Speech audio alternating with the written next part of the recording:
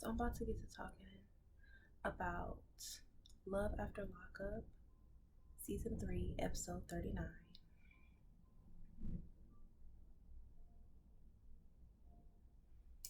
Just because I do a lot of work in prisoner advocacy, human rights advocacy for people who are incarcerated in jails and prisons and detention centers across the country. And so there's a lot of things on the show that I see that will trigger me in different ways because I will often go to bat for these people in different states. So it's interesting to see. It's entertained me for a while. So I just want to comment on my piece. And today I'm going to talk about two different couples. For me, they're on the opposite side of the coin. There's Anissa and Jeff. And Anissa is in her 50s and Jeff is he's almost 40. He's 39. And they've been talking to each other for over 11 years. And they were supposed to be living together 2 times prior. He'd been released 2 times prior. So now they're filming this 3rd time that he's being released. And the tension point of this point in the episode really is he gonna show up for this 3rd time? And then we've got Stan and Lisa. And Lisa has just been released, okay? And Stan is in his 60s. And Lisa is like, is she like 39? She's 39, okay? And she is a total, I don't want to use any derogatory terms, but when she comes out of prison, she's definitely masculine, male personified, okay? She took on the total stud role in prison. She looks, you know, like a guy when she comes out and she meets Stan, okay? She's got a box in her hand and she looks like she wants to give him a dab, but like it's not this run into his arms and like twirl her around type situation. Like Stan, sorry, he's got a really unmemorable white guy name. His name is Stan. Like he was probably imagining when they met. And so when she gets into the car, he has a backseat full of different units. What he says are human hair units, but I worked in the styling.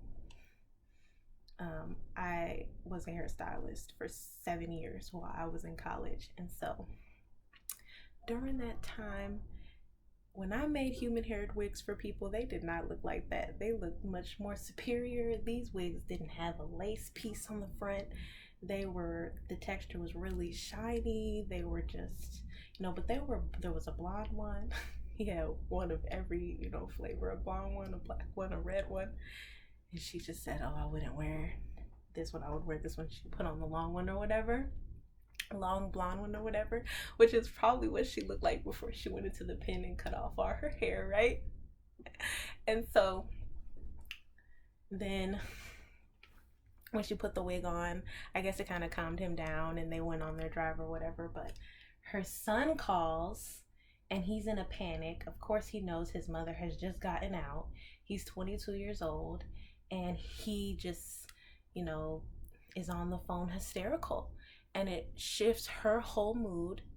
And as a result, he's kind of upset because she's not as like affectionate and lovey-dovey and like, wanting to be, excited to go home with him. She actually wants to go be with her son.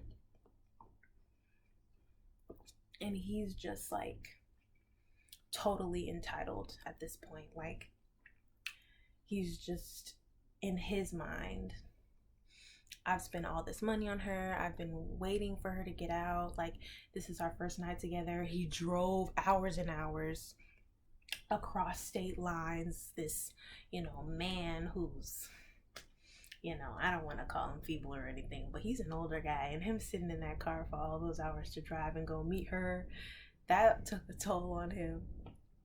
And so for him not to be getting what he's expecting sexually from this woman that he knew before she went down, but his whole relationship he's developed with her has pretty much been,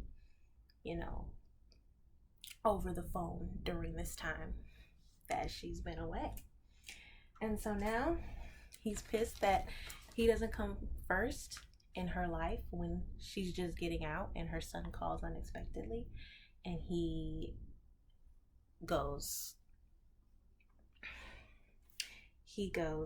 really diverts all the blame to her son calling, even though there's a lot of incompatibility issues between them. Like, you can tell, like, their communication is off. She doesn't really feel comfortable wearing the wig, but she kind of has to wear it so that he can have this fantasy of probably what she used to look like.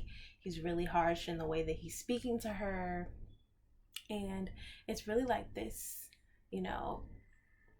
authority like role that he's putting on her, because he feels like he has this ownership because he spent all this money and put in all this time waiting for her. And that's this dynamic that you see come up in their relationship. And so by the end of episode 39, she's packing her stuff and she's out of there, and I'm pretty happy that she is. I hope that she uses this as an opportunity to just exit his life. It's amazing that she didn't even have to, give in to any of his advances at all. Like, she could just leave, and I personally hope that she doesn't enter back into that situation with him. Like, she took all her stuff. She said she had a couple $1,000s. She had a couple racks. She was out of there. She was getting her car. She was going to go see her son, take care of her family. She was done with him. But you see in the the flash forward of the next episode that she does at some point go back into the boundaries of this guy. For what reason, who knows. But next we're going to talk about Jeff and Anissa. We're going to end off on them because they're this other side of the coin with me, because they've also been talking for a really long time, and he's a younger guy, but not really too young, he's just a younger guy. But there's like this back and forth between them, but he hasn't, like, in my opinion, lived up to what he's told her he was gonna do up until this point, because he's always like going back and forth. He actually hasn't gone forth. This is the third time he's gone out, and he's finally, as we see in this episode, meeting with her. She's outside. First of all, she brought her friend all the way, her friend Kyle, all the way on this drive with her, which at first I was like, okay, great, Kyle's coming. She can just focus on, seeing him, maybe check in on the map, call him, make sure he's getting there okay, he's on the right bus, the time's lining up, she can have some companionship to talk to or whatever. Maybe he knows the area. Maybe he likes driving. This guy is sitting in the passenger seat, okay, on the way. And it's just like, bro, why are you even here? Why are you even here? So she drives. It looks like the whole way there. She finally gets there. She's having all this anxiety because the bus is taking a long time to get there. She's got her sign. It's got these stickers on it that are like different patterns and colors, waiting for this guy to come out of this bus. And we don't see him come out. And the bus takes off, and there's still no reception between her and Jeff, okay? And so she's like, I'm gonna walk around the building. WEtv did a great job at building the suspense of this moment, because I definitely thought this guy did not show up. But third time is a charm, because she walked around the building, and finally they saw each other. They receive one another, they're really happy or whatever. And then after they, get together, it's like, okay, we only got 45 minutes to get you to the halfway house. And this is what happened in a lot of the situations when people were picking people up. Like, if someone was really excited to just receive them when they got off of the bus station, from when DOC, Department of Corrections, has them go from wherever this prison location is all the way to some bus stop in some more suburban area than the boonies where prisons usually are. And then family usually picks them up and drives them to the halfway house, or they can take, like, a taxi, but usually what money do people have when they get out? So the family member will receive them and take them straight to the halfway house, and it's always like this really joyous moment, like smashed in between this really sad, like separating moment where it's like, oh, I just saw them and I'm so happy to have them, and now they have to go. And so that's what happened in this situation. But instead of like the really amazing reception following into the car or whatever, Anissa and Jeff, Kyle's like, oh, you can have shotgun, bro. But then instead of letting them just talk to each other and like really get to be excited about the moment, Kyle's just talking in the back seat and taking over the conversation. So it was, flatter than they probably liked. But the instant is out.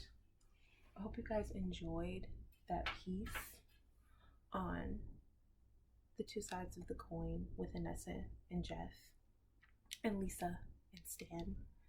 They are definitely both interesting.